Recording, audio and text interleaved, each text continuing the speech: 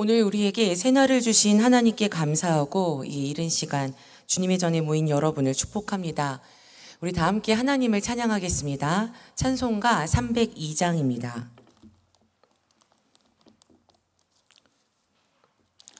찬송가 302장 내주 하나님 넓고 큰 은혜는 함께 찬양하겠습니다.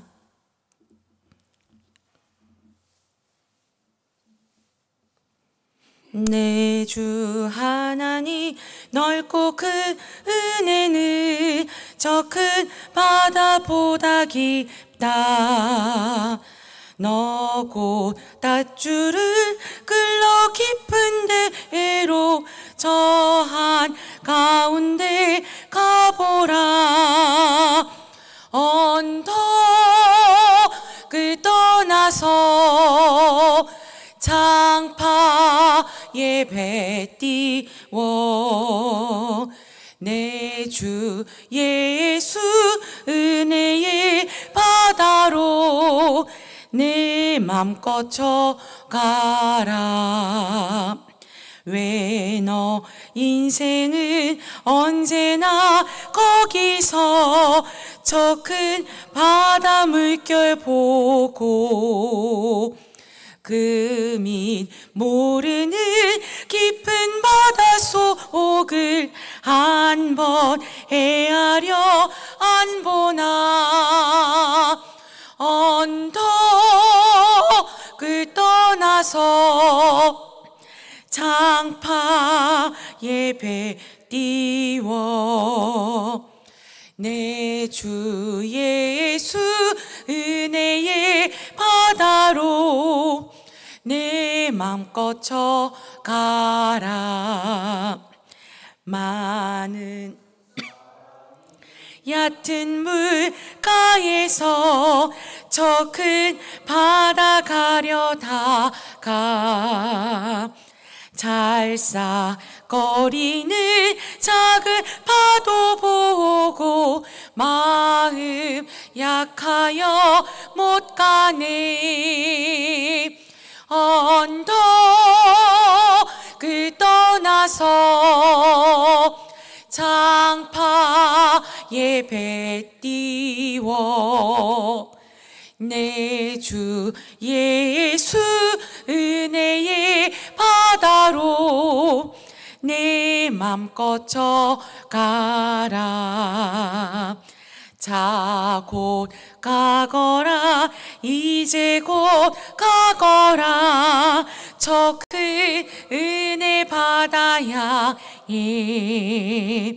자 곧 내노를 저 깊은 데로 가라. 망망한 바다로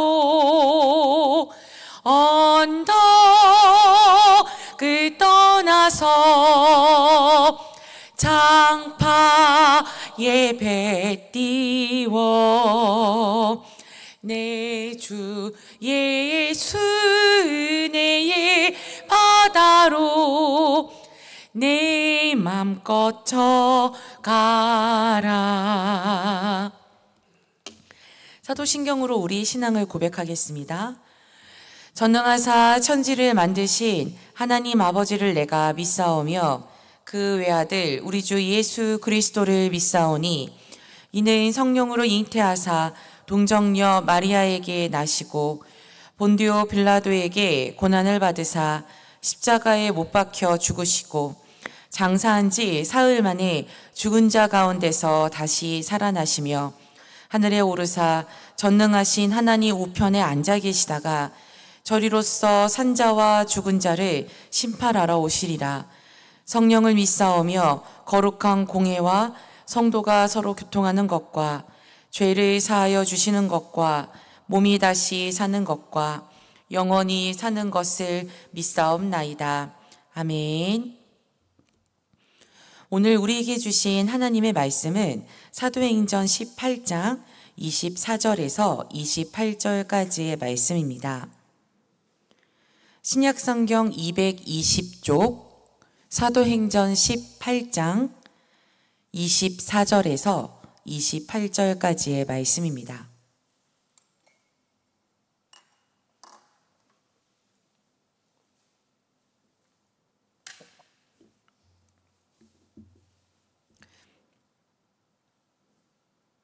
사도행전 18장 24절에서 28절의 말씀입니다. 우리 찾으신 이 말씀을 한 목소리로 읽겠습니다. 알렉산드리아에서 난 아볼로라 하는 유대인이 에베소에 이르니 이 사람은 언변이 좋고 성경에 능통한 자라. 그가 일찍이 주의 도를 배워 열심으로 예수에 관한 것을 자세히 말하며 가르치나 요한의 세례만 알 따름이라. 그가 회당에서 담대히 말하기 시작하거늘 브리스길라와 아굴라가 듣고 데려다가 하나님의 도를 더 정확하게 풀어 이르더라. 아볼로가 아가야로 건너가고자 하므로 형제들이 그를 격려하며 제자들에게 편지를 써 영접하라 하였더니 그가 가매 은혜로 말미암아 믿은 자들에게 많은 유익을 주니 이는 성경으로서 예수는 그리스도라고 증언하여 공중 앞에서 힘있게 유대인의 말을 이김이러라. 아멘.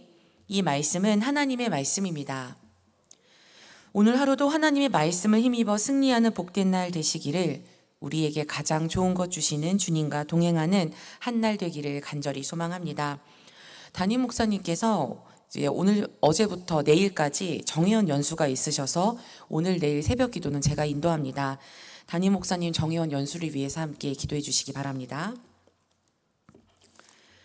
사도행전 18장에서 이제 사도 바울의 2차 전도 여행을 마쳤다면, 그렇다면 이제 3차 전도 여행으로 넘어가야겠지요.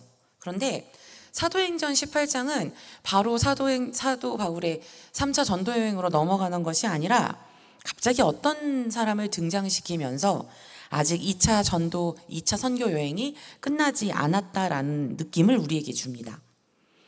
우리에게 알아야 할 것이 더 있다라고 말하려는 것처럼 말입니다.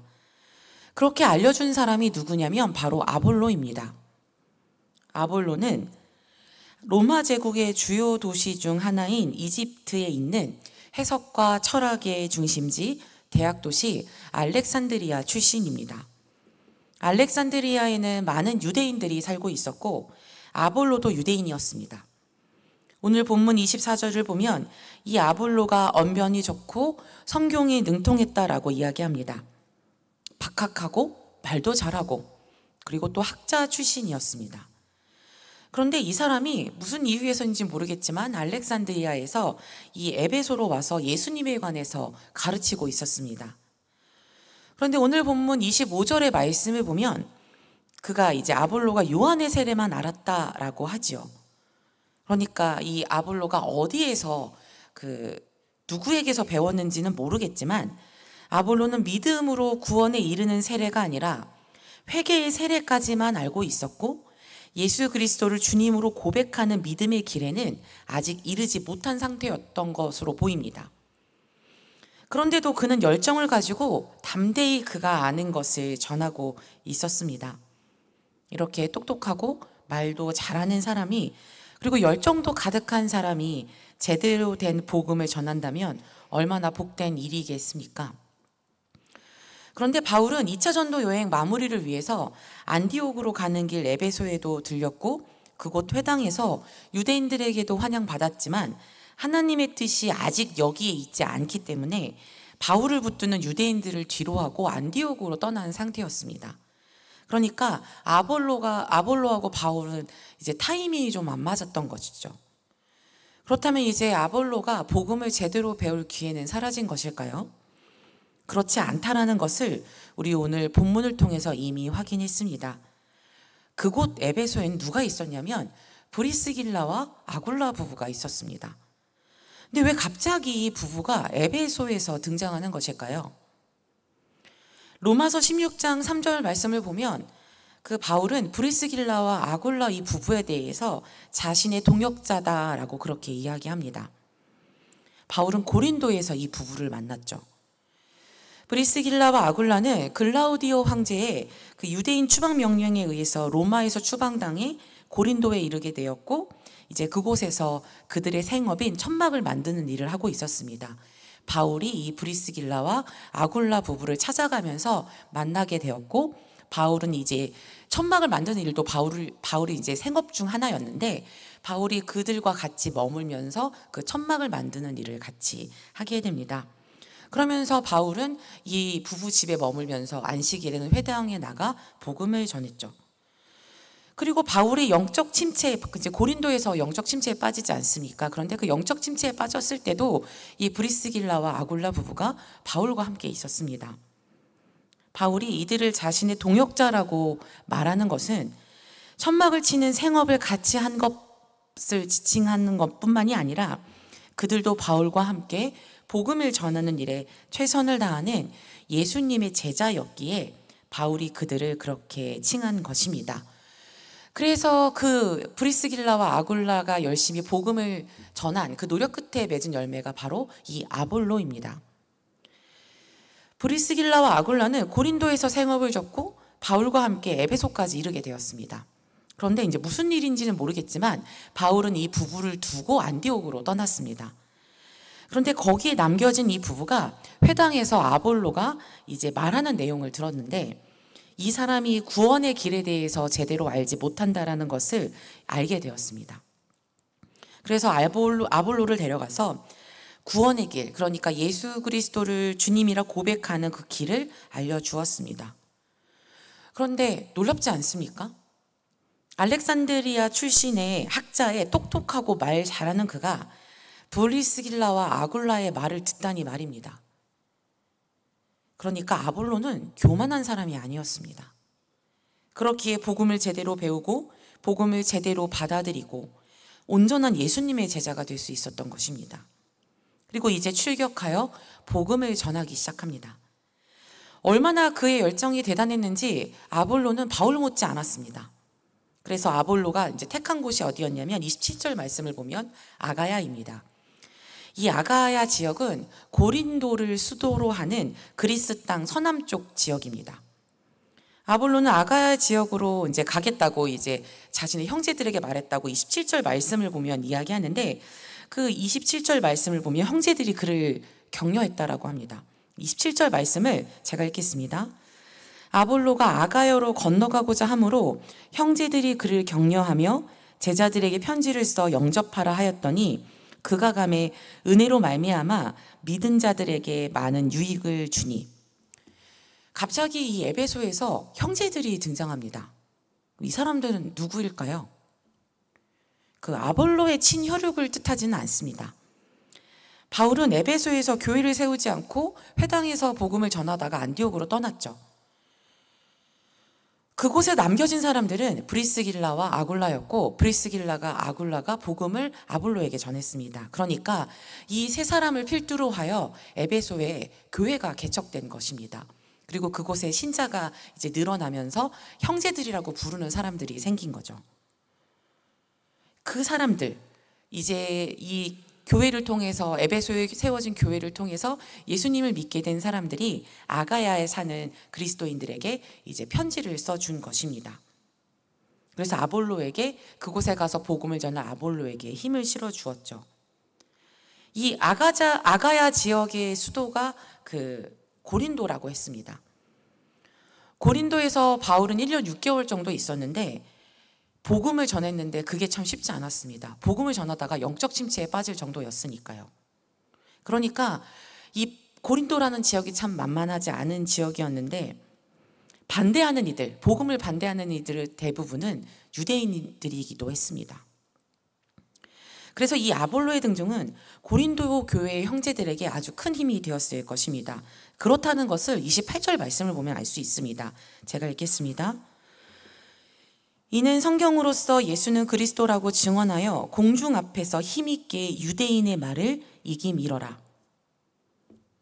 철학과 해석의 중심지 알렉산드리아 출신의 박학하고 똑똑하고 말도 잘하는 이 사람을 이 복음을 반대하는 유대인들이 말로는 이길 수 없었던 것입니다. 그러니까 이 아볼로가 복음을 전하고 그 논변하는 그 모습을 보고 고린도 교회의 사람들이 얼마나 큰 위로를 받았겠습니까? 그런데 이렇게 훌륭한 아볼로를 바울이 배출하지 않았습니다. 2차 선교 여행의 거의 모든 이야기가 사도 바울의 이야기입니다. 모든 역경과 고난을 통해서 복음을 전하고 이제 하나님의 뜻에 따라 순종한 바울이 사실 모든 것을 한 것처럼 보였는데 선교 여행의 마지막에 등장한 사람이 아볼로이고 이 아볼로가 복음 전도자가 되는데 바울의 지불은 사실 없었습니다.